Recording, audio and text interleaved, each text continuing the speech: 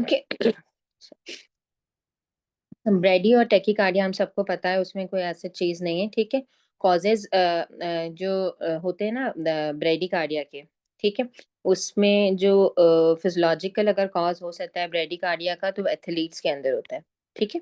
Athletes जो है वो ब्रेडिकार्डिक होते हैं, क्यों? क्योंकि उनका स्ट्रोक वॉल्यूम ज्यादा होता है, ठीक है। ये मतलब अगर आपसे रीजन पूछा जाता है कि हार्ट रेट उनका क्यों कम होता है, क्योंकि उनका stroke volume, resting stroke volume ज़्यादा होता है, तो डिक्रीज हार्ट रेट जो है उनका कार्डियक आउटपुट मेंटेन कर लेता है। तो उनके पास ये हार्ट रेट इंक्रीज करने का मार्जिन होता है, जब वो एक्सरसाइज करते हैं तो उससे उनका कार्डियक आउटपुट इंक्रीज हो सकता है, ठीक है। सो एथलीट्स के अंदर जो है वो ब्रेडिकार्डियाज जो है वो कॉमनली मिल सकते हैं, ठीक है। उसके बाद जो है कैरोटिड साइनस सिंड्रोम जो है वो ब्रेडिकार्डिया कराता है। अब कैरोटिड साइनस सिंड्रोम है क्या, जब मैं अभी आपको बैरो रिसेप्टर्स करवाऊंगी ना, तो वहां पे आपको मैं ये बताऊंगी कि इससे किस तरह ब्रेडिकार्डिया इंड्यूस होता है, ठीक है। अच्छा, उसके बाद हम हमने फर्स्ट डिग्री ब्लॉक किया था। फर्स्ट डिग्री ब्लॉक क्या था कि जो पीआर इंटरवल है, पीआर इंटरवल था क्या, कहाँ से कहाँ तक का था जी, कहाँ से कहाँ तक का था PR interval? Beginning of P wave to beginning of Q. Beginning of Q या आर, ठीक है, जो भी अवेलेबल होगी, क्यू होगी तो क्यू तक लेंगे, आर होगी, कितना होता है नॉर्मल? जी जल्दी से, कितना होता है नॉर्मल पॉइंट?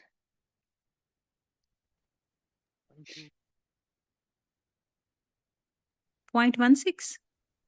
0.16 से लेकर 0.20 तक, यानी कि 20। 4 to 5 स्मॉल बॉक्सेस, ठीक है। ठीक है, 4 to 0.16 to 0.20, ठीक है, 4 to 5 स्मॉल बॉक्सेस। अगर ये पीआर इंटरवल 0.20 से ज्यादा हो जाए, यानी कि चार पांचवें बॉक्स से ज्यादा आना शुरू हो जाए, तो हम कहते हैं कि ये फर्स्ट डिग्री हार्ट ब्लॉक है, ठीक है। And it's an incomplete heart block. All the P waves, ठीक है, वो क्यूआरएस कॉम्प्लेक्स को फॉलो करेंगी, ठीक है। ईसीजी में कोई और चेंज नहीं मिलेगा, सिर्फ क्या मिलेगा, सिर्फ ये मिलेगा कि ये डिस्टेंस आपको ज्यादा मिलेगा। हर पी वेव हर क्यूआरएस कॉम्प्लेक्स को फॉलो करेगी, कोई ड्रॉप बीट नहीं मिलेगी, ठीक है।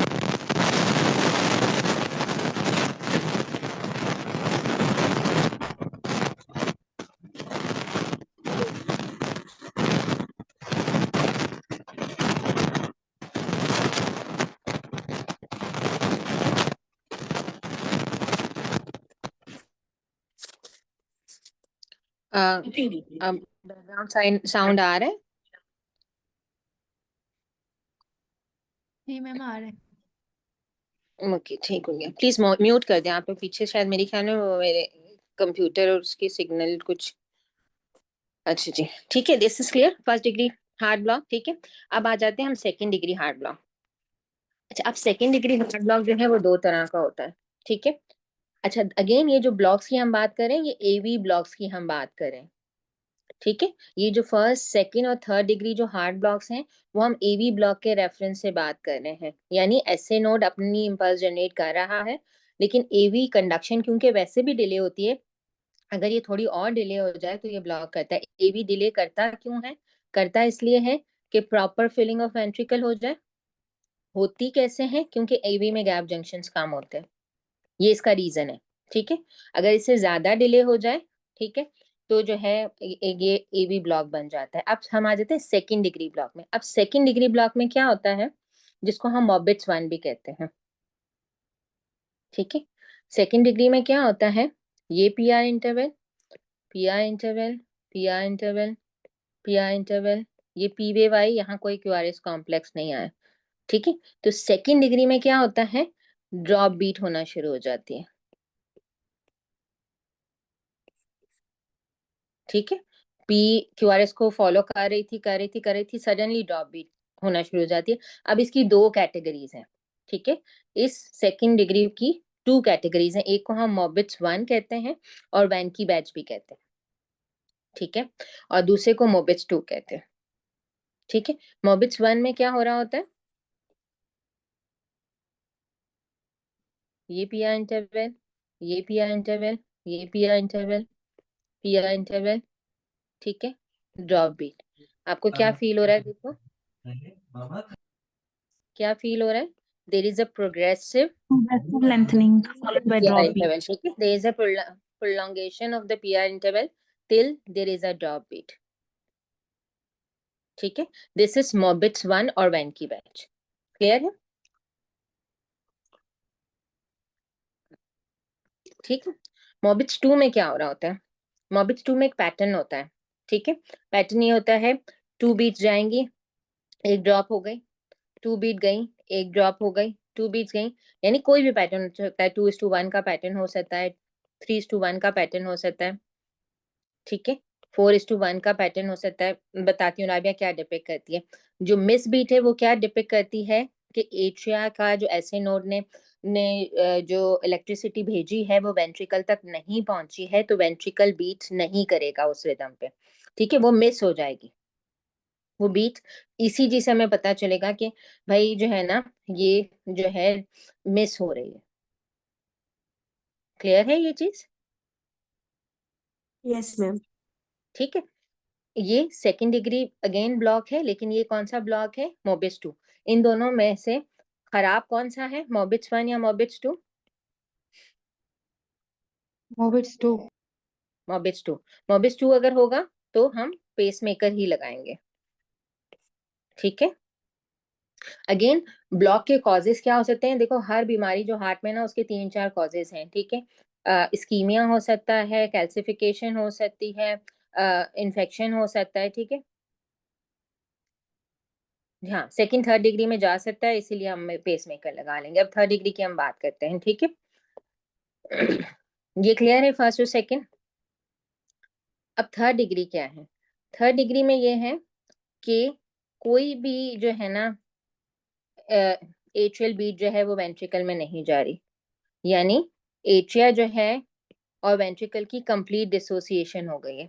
ये देखो पी वेव्स हैं सारी. ठीक है, ये अपनी पेस पे आए जा रही हैं.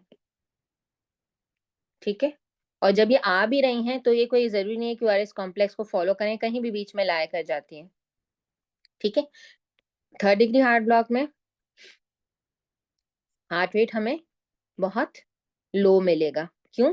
क्योंकि ये जो क्यूआरएस कॉम्प्लेक्स बन रहा है ये इन पी वेव से नहीं बन रहा. ये क्यूआरएस कॉम्प्लेक्स बन रहा है वेंट्रिकल के पर्किंजीज से. क्लियर है ये चीज? ठीक है, सो थर्ड डिग्री ब्लॉक क्या है? There is a complete dissociation between atria and ventricle. अच्छा, now the interesting point is that कि ये जो थर्ड डिग्री ब्लॉक है ना, ये परमानेंट नहीं होता.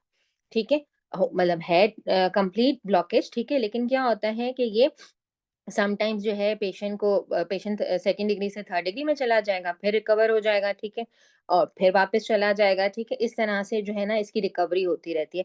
तो पेशेंट बेसिकली प्रेजेंट किस तरह से करता है कि जिस वक्त patient third degree heart block में जाता है, ठीक है, उस पर्टिकुलर पीरियड ऑफ टाइम के लिए पेशेंट जो है वो अनकॉन्शियस हो जाता है. ठीक है, जिसको हम कहते हैं स्टोक एडम सिंड्रोम, क्योंकि उस वक्त हार्ट ने मोमेंटली जो है बीटिंग को स्टॉप कर दिया. ठीक है, सो हार्ट 5 to 30 सेकेंड तक तो उसको समझ में नहीं आती मेरे साथ हुआ क्या है.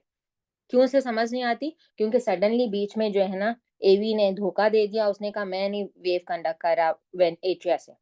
ठीक है, अब ये जो 5 to 30 सेकेंड का जो टाइम है जहाँ पे एट्रिया ने जो है एवी ने जो है इम्पल्स जो है वेंट्रिकल को नहीं दी, उस वक्त तक के लिए क्या हुआ? ऑब्वियसली ब्लड फ्लो नहीं हुआ.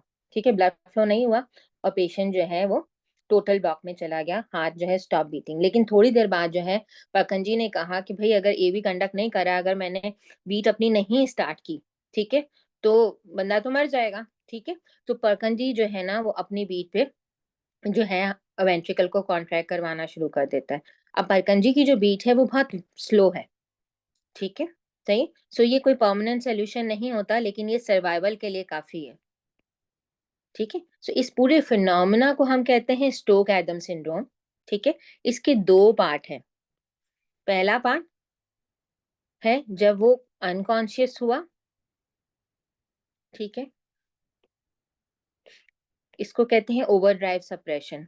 जिस वक्त तक जो है वेंट्रिकल ने अपनी बीट स्टार्ट नहीं की, जब वेंट्रिकल ने परकंजी के थ्रू अपनी बीट स्टार्ट की, उसको हम कहते हैं ventricular escape. Is this clear? So what is Stokes-Adams syndrome? Is a syndrome which occurs when the heart suffers from the third degree heart block.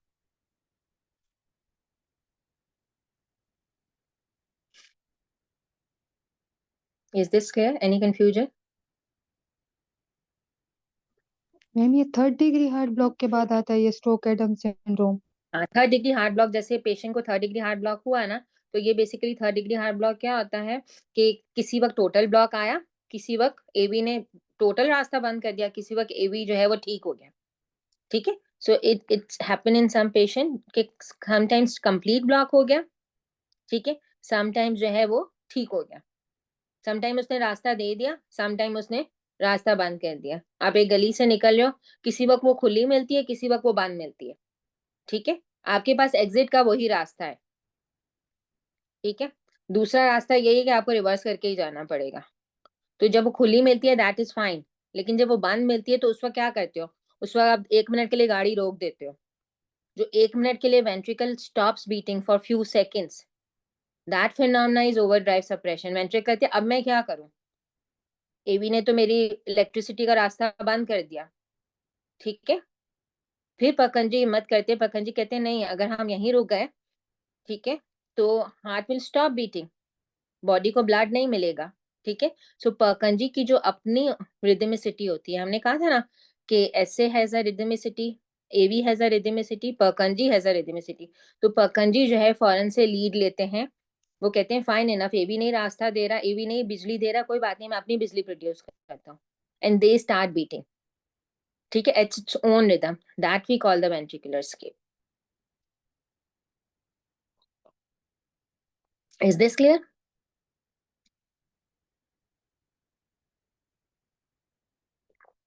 Ji, everybody?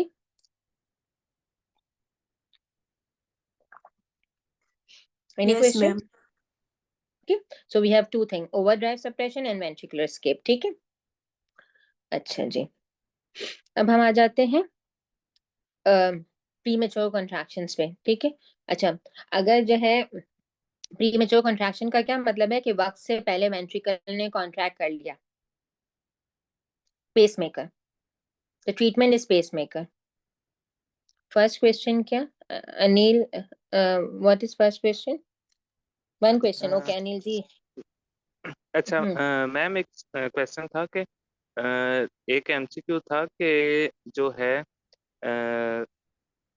एक minute madam मैं वो आपको send करता हूँ। एक क्वेश्चन था कि सिर्फ अगर पीआर प्रोलॉन्गेशन थी, ठीक है, कि atria contract more than ventricle, तो उधर सेकंड डिग्री था। मैडम ये इसके बारे में बताएं क्योंकि उधर अच्छा ही देखो, नोट्स के अंदर हाँ लिखा हुआ था। देखो मेरी, अच्छा देखो मेरी बात सुनो, ये देखो,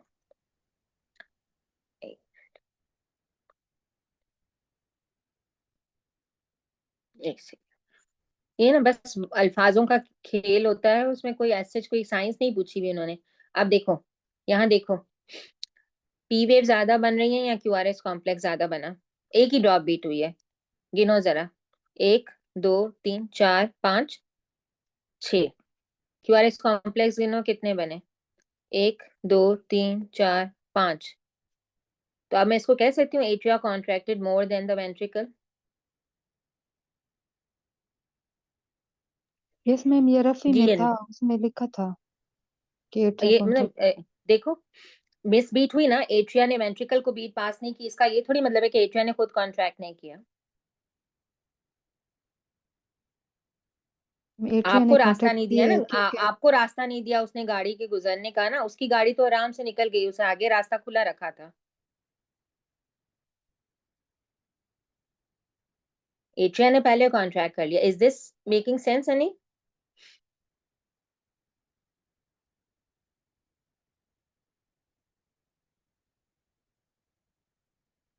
सेकंड में बी टाइप 1 होगा, नहीं समझी मैं, सेकंड में भी टाइप 1 होगा मतलब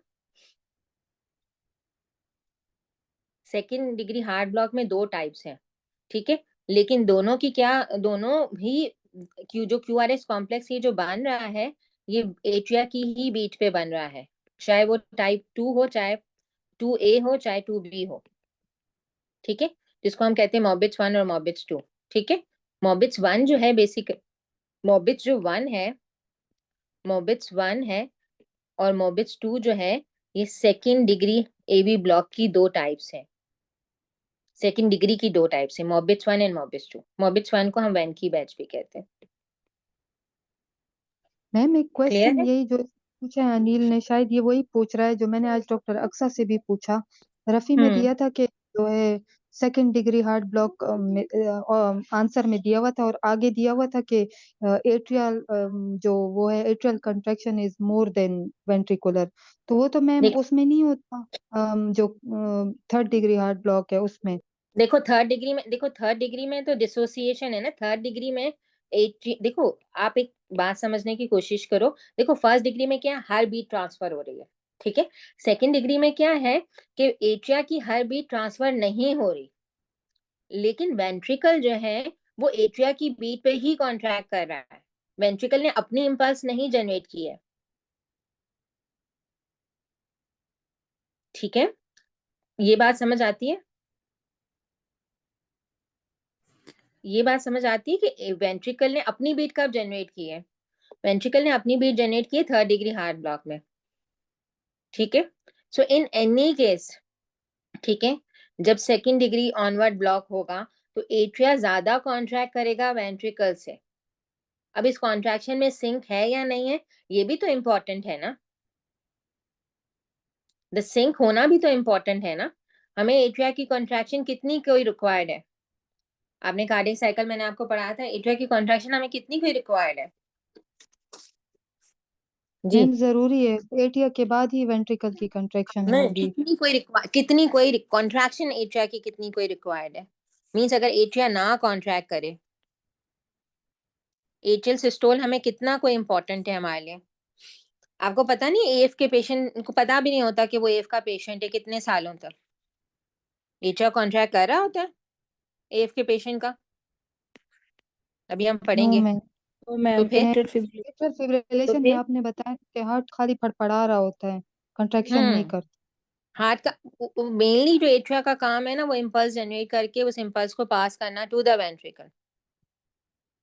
ठीक है, और वो एक एरिया प्रोवाइड करता है, पैसेज प्रोवाइड करता है। तो अगर एट्रिया कॉन्ट्रैक्ट नहीं भी करा तो एज सच वेंट्रिकल की फिलिंग वगैरह पे हार्डली इफेक्ट पड़ता है, अनटिल अनलेस कि जब हम एजेड होना शुरू हो जाते हैं। अर्ली एजेस में तो कोई फर्क नहीं पड़ता उससे। ठीक है, क्लियर है ये चीज? Yes ma'am. इसीलिए आप देखो ज्यादातर एफ के पेशेंट जो है वो डायग्नोस कैसे होते हैं,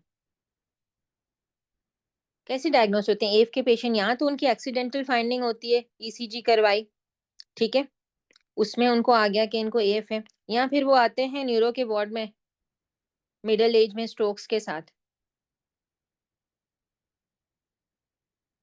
ऐसा ही है ना? Yes ma'am. ठीक है, या कोई अच्छा उनको मिल गया डॉक्टर के जिसने उसकी पल्स देखी और उसने ये फाइंड किया कि यार ये पल्स तो बहुत इरेगुलरली इरेगुलर है, इरेगुलरली इरेगुलर पल्स जो है वो एफ शो करती है। ठीक है, तो फिर उसने ईसीजी करवा के देखा कि इसकी पास इरेगुलरली इरेगुलर क्यों है, तो फिर देखा कि एफ है। वो आपके पास हो सकता है ये सिम्टम वो किसी और कंप्लेन से आया हो, आपने पल्स पे उसको फाइंड किया हो कि ये एफ है, रूटीन में ईसीजी हो उस पे फाइंड हुआ हो एफ है। ठीक है, क्लियर? आई होप कि this is clear. Stroke Adam is clear. Overdrive suppression क्या है, वेंट्रिकुलर एस्केप क्या है? यस। ठीक है, अब हम आ जाते हैं pre mature contraction. Pre mature का नाम से ही पता चलता है, जैसे प्री मेच्योर बेबी होता है, वक्त से पहले कॉन्ट्रैक्ट हो जाए। अगर वक्त से पहले कॉन्ट्रैक्ट होगा वेंट्रिकल तो क्या होगा? इमेजिन प्री मेच्योर कॉन्ट्रैक्शन हो रही है, वक्त से पहले वेंट्रिकल ने कॉन्ट्रैक्ट कर लिया तो क्या होगा? डिक्रीज आउटपुट होगा। डिक्रीज आउटपुट होगा ऑब्वियसली। तो पल्स क्या होगी? नहीं, पीआर इंटरवल क्यों, यहाँ इंटरवल क्यों डिक्रीज हो जाएगा राबिया? बेसिकली देखो, प्री मेच्योर कॉन्ट्रैक्शन जो है यूजुअली कोई एक्टोपिक फोकाई से होता है, ये नॉर्मल रिदम में नहीं हो रहा, बीच में से कोई इरिटेशन होती है, वहां से प्री मेच्योर बीट जो है ना, प्री मेच्योर बीट ऐसे नोट से नहीं आ रही होती है, रिमेम्बर दैट। ठीक है। प्रीमेच्योर बीट एवी नोड के पास से आ सकती है, प्रीमेच्योर बीट एवी से पहले आ सकती है, प्रीमेच्योर बीट इटसेल्फ वेंट्रिकल से आ सकती है। ठीक है। और वो क्या करेगी कि हार्ट अभी रिफ्रैक्टरी पीरियड से वापस जैसे ही निकला था उसने उसको फिर से कॉन्ट्रैक्ट करवा दिया। ठीक है। सो प्रीमेच्योर बीट्स जो होती हैं ये कैसे डिटेक्ट होती हैं कि हार्ट आप ऑस्कल्टेट करोगे तो बीट सुनाई देगी, लेकिन उस वक्त पल्स जो है डेफिसिट होगी। तो बेसिकली हम क्या देखते हैं इसमें, पल्सेस डेफिसिट पढ़ते हैं ना, पल्सेस डेफिसिट। ठीक है, ये मिलती है। ठीक है। सो आप देखो यहाँ पे अगर जैसे ये ईसीजी है, इसमें एट्रिया से एक प्रीमेच्योर बीट निकली है। ठीक है। सो ये प्रीमेच्योर बीट ईसीजी पे कैसे दिखेगी, एट्रिया से निकली है तो ये एक वेव फॉलो करके आएगी और उसके बाद ये वाला जो पॉज होता है इसको हम कहते हैं कॉम्पनसेटरी पॉज। अब एट्रियल जो प्रीमेच्योर बीट होगी ना, it's more like the normal ECG. आपको QRS complex more like the, मतलब मोर क्या, it's same as that the normal ECG QRS complex, ECG QRS complex. ठीक है। So and this is there is nothing danger about this PVCs. ठीक है। This a premature beat, sorry. लेकिन अगर हम ventricle की प्रीमेच्योर बीट्स देखेंगे, अगर वेंट्रिकल में एक्टोपिक फोका है जहां से प्रीमेच्योर बीट्स निकल रही हैं, ठीक है, सो वेंट्रिकल की प्रीमेच्योर बीट ऐसी होती है। अब आप देखो इसके करेक्टरिस्टिक्स, या एमसीक्यू भी आए थे। इसकी करेक्टरिस्टिक देखो, ये प्रीमेच्योर बीट है, ये नॉर्मल बीट है। कंपेयर करो जरा दोनों को, क्या दिख रहा है आपको प्रीमेच्योर बीट के अंदर? ये कौन सी है? पीवीसी, जिसको हम कहते हैं प्रीमेच्योर वेंट्रिकुलर कॉन्ट्रैक्शन।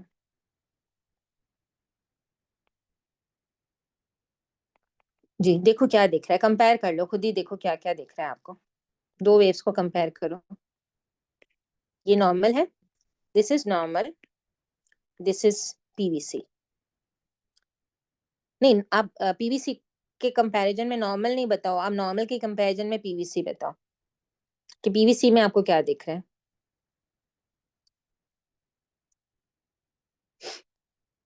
जी जल्दी जल्दी। वाइड दिख रही है, वेरी गुड। क्या वाइड है? what wide in it? QRS complex is wide. Yes. Tall QRS complex है, वेरी राइट। और एक और चीज है, देखो यहाँ, देखो इसको गौर करो जरा।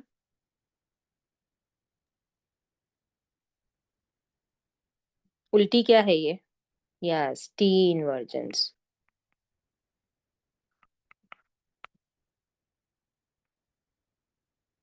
ठीक है।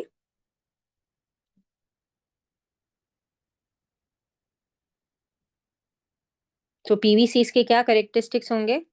Wide QRS complex, tall QRS complex and T inversions. अगर पीवीसी बहुत फ्रिक्वेंट हमें ईसीजी में मिलेगी तो हम उसको सीरियस नोट पे लेंगे। ठीक है। एक आध कहीं मिल गई तो वो कोई मसला नहीं है। ठीक है। प्रीमेच्योर जो कॉन्ट्रैक्शंस होती हैं उनका रीजन क्या हो सकता है? स्लीपलेसनेस हो सकता है, ठीक है, स्ट्रेस हो सकता है, एक्सेसिव यूज ऑफ कैफीन हो सकता है। ठीक है। कुछ लोग कॉफी लेते हैं तो उनको जो है टेकिकार्डिया शुरू हो जाते हैं। ठीक है। सो वो कुछ हो सकता है। एक आध कोई एपिसोडिकली मिल गई, नॉट डेंजरस। लेकिन अगर आपको फ्रीक्वेंट पीवीसीज मिलती हैं ईसीजी में, सो हम उसको लाइटली नहीं लेंगे। क्यों? क्योंकि पीवीसी पैरोक्सिस्मल वेंट्रिकुलर टैकीकार्डियाज में कंट्रोल कन्वर्ट हो सकती है और फिर वहां से पेशेंट जो है वीएफ में जा सकता है। ठीक है। पैरोक्सिस्मल जो वेंट्रिकुलर टैकीकार्डियाज है, अच्छा क्यूटी सिंड्रोम सुन लो के हैं उसमें कहीं रफी में, प्रोलॉन्ग क्यूटी सिंड्रोम।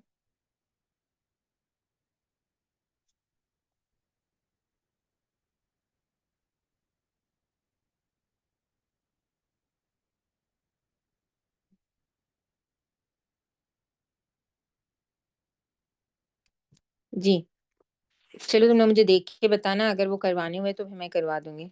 ओके, छोड़ देते हैं। टेकिकार्डियाज की जब हम बात करते हैं, ठीक है, तो जो एट्रियल टेकिकार्डियाज होंगे, ठीक है,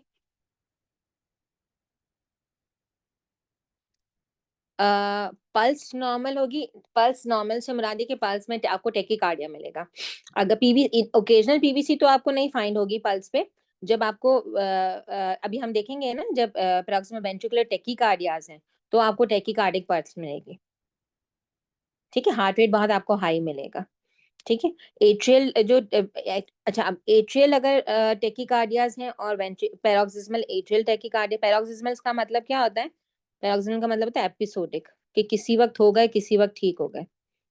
ठीक है, सो अगर एट्रियल पैरोक्सिस्मल टेकीकार्डियाज होंगे और वेंट्रिकुलर पैरोक्सिस्मल टेकीकार्डियाज होंगे, तो इनको हम कैसे डिफरेंशिएट करते हैं कि एट्रियल पैरोक्सिस्मल टेकीकार्डिया के अंदर जो क्यूआरएस कॉम्प्लेक्सेस है वो वैसे ही मिलेंगे जैसे नॉर्मल मिलते हैं।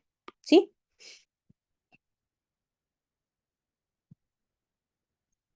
ठीक है, और जो है अगर ये जो है ectopic foci near AV node होगा तो पी इन्वर्जेंस मिलती है इसमें। देखो, ये देखो, ये पी इन्वर्जेंस मिलती है। ठीक है, क्लियर है ये चीज। लेकिन अगर यही वेंट्रिकुलर टेकीकार्डियाज होंगे तो ये बिल्कुल वैसे ही होंगे जैसे मैंने आपको प्रीमेच्योर वेंट्रिकुलर कॉन्ट्रैक्शन दिखाई। देखो, broad QRS complex, tall QRS complex, T inversions. और इसका एक्टोपिक फोकाई कहाँ होगा? ऑब्वियसली वेंट्रिकल में होगा। बेटा सारे लेक्चर्स की रिकॉर्डिंग्स अवेलेबल है, don't worry about that. Ma'am atrial में हमें मिल रहा था इन्वर्टेड पी वेव। हाँ देखो, एट्रियल पैरोक्सिस्मल टेकीकार्डिया के अंदर देखो, आपने ना रटे नहीं लगाओ। देखो, एट्रियल पैरोक्सिस्मल टेकीकार्डिया, इसका क्या मतलब है कि जो एक्टोपिक फोका है जहां से इंपल्स एक्स्ट्रा जनरेट हो रही है वो एट्रिया में ही है। ठीक है, तो वो वेंट्रिकल की इलेक्ट्रिकल एक्टिविटी के शेप वगैरह को कुछ नहीं करेगा। ठीक है, वो सिर्फ क्या करेगा? टेकीकार्डिया प्रोड्यूस करेगा। ठीक है, आपको कैसे पता चलेगा कि ये जो है एट्रियल पैरोक्सिस्मल टेकीकार्डिया है? तो उसमें वन ऑफ द साइन हो सकता है कि अगर वो एसए नोड से दूर जनरेट हुई है, एवी के करीब जनरेट हुई है। ठीक है, इस केस में पी इन्वर्जेंस मिलेंगी। ठीक है, क्लियर है ये चीज? ठीक है, लेकिन जो वेंट्रिकुलर टेकीकार्डियाज होते हैं उसमें तो ईसीजी की शेप ही चेंज हो जाती है, क्योंकि एक्टोपिक फोकाई आप वेंट्रिकल में है तो करंट की पूरी डायरेक्शन ही वो चेंज कर देगा। Is this clear? आपको क्या याद रखना है एमसीक्यू के लिए कि वेंट्रिकुलर जो टेकीकार्डियाज होते हैं, पैरोक्सिस्मल टेकीकार्डियाज होते हैं, या जो है वेंट्रिकुलर जो है वो प्रीमेच्योर वेंट्रिकुलर कॉन्ट्रैक्शन होती है, उसकी ईसीजी होती कैसी है? तो वो 3 पॉइंट आपने जो देखे ना वो आपने याद रखने। क्यूआरएस कॉम्प्लेक्स ब्रॉड है, टॉल है और टी इन्वर्जेंस है। ठीक, डेंजरस कौन से हैं? Ventricular paroxysmal tachycardias. क्यों? क्योंकि ये कभी भी पेशेंट को वीएफ में कन्वर्ट करवा सकते हैं। ठीक है,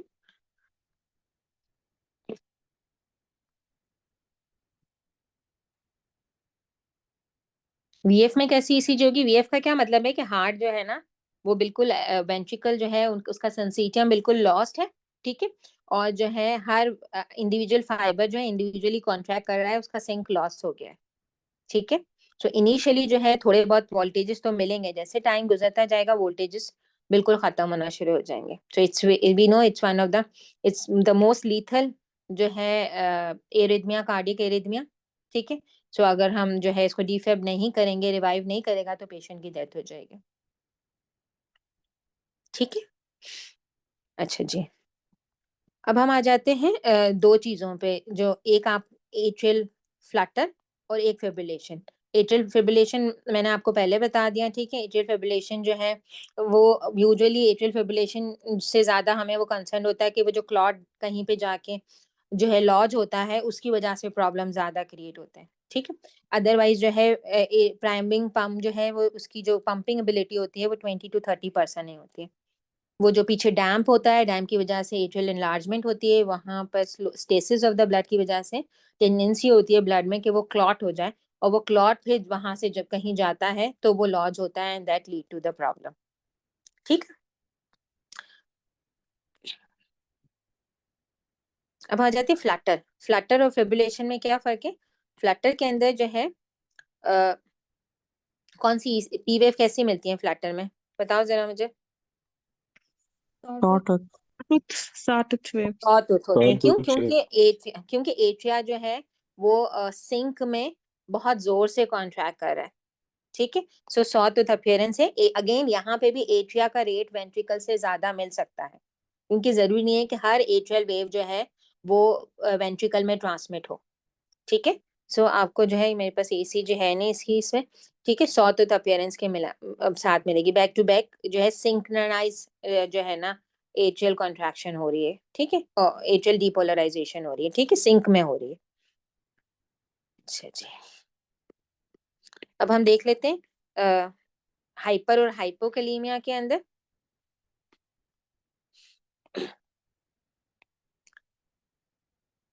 हाइपरकैलीमिया, ठीक है। हाइपरकैलीमिया में टॉल टेंटेड टी वेव होती है। रीजन क्या होता है कि हाइपरकैलीमिया जो है वो रीपोलराइजेशन जो है उसको रैपिड कर देता है, जिसकी वजह से टी वेव स्टॉल हो जाती है। जी व्हाट प्लीज। अच्छा, फ्लटर क्या है? Flutter is a synchronize atrial जो है fast depolarization that leads to the increase heart rate, ठीक है। उसमें ECG सॉटूथ की मिलेगी, और जरूरी नहीं कि हर पी वेव जो है ना, हर क्यूआरएस कॉम्प्लेक्स को जो है पी वेव के साथ ही हो। कुछ पी वेव्स ड्रॉप भी हो जाएंगी अगर उस वक्त AV जो है उसने उस वेव को कंडक्ट नहीं किया। Fibrillation is like the same as VF। Atrial fibrillation is same as the VF, लेकिन क्योंकि वो पंप नहीं है, तो इसलिए हमें उसके लिए इतना वरीड हम नहीं होते ज्यादा, ठीक है। सो अगर जो है पोटेशियम लेवल 7 मिली इक्विवेलेंट से ज्यादा हो, तो टॉल जो है टेंटेड टी वेव्स होते हैं। द रीजन क्या है? रैपिड रीपोलराइजेशन, ठीक है, that produces the tall T waves, ठीक है। और अगर उससे भी ज्यादा हो जाए, ठीक है, तो उस फिर टॉल टी वेव्स के साथ जो है QRS कॉम्प्लेक्स भी ब्रॉड होना शुरू हो जाते हैं,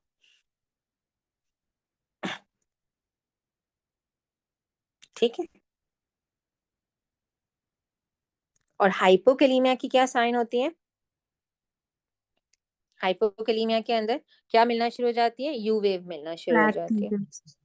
ठीक है। और यू वेव, और उससे ज्यादा हाइपोकैलीमिया होगा तो यू वेव के साथ T इन्वर्जन्स भी मिलना शुरू हो जाएंगे, ठीक हो गया।